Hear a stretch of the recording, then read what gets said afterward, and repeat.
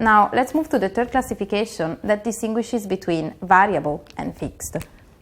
So we have the variable versus the fixed cost. What's the distinction between them? They are very different because we have a cost. Let's start from the overall definition. We have a cost that is defined as variable if the overall cost increases in a proportional way if the quantity that is realized increases as well. On the opposite, if the total cost doesn't change with the increasing of the quantity, the cost is defined as fixed. Let's see this with the graphical representation that is easier. Assuming that we have on the horizontal axis the activity level. The activity level can be defined as a proxy of the quantity that is realized by the company, while on the vertical axis we have the total cost.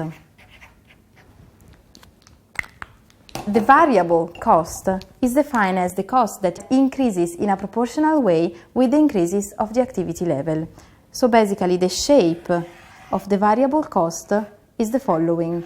So if, coming back to the example of the table, if a company realizes 10 tables, this would be the level of the variable cost.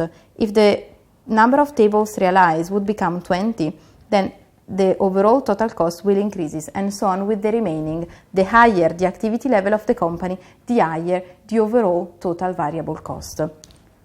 And usually, if we think of the previous distinction between direct and indirect costs, direct costs, so the direct material and the direct labor, are the typical example of variable costs. If we have the wood, the higher the number of tables that we need to realize, the higher the overall cost of the wood, because we need to purchase a higher amount of wood.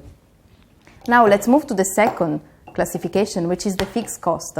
A cost is defined as fixed if the overall amount remains the same even though the activity level increases. So this is the shape of the fixed cost. So if we have the depreciation of our equipment, or if we have the rent of our house, basically the overall value of the resources is not affected by the quantity that we are producing. So either we are producing 10 tables, 20 tables, 50 tables, or so on, the overall depreciation of our equipment will be always the same. And also the cost of the supervisor will be always the same. So these are the fixed costs.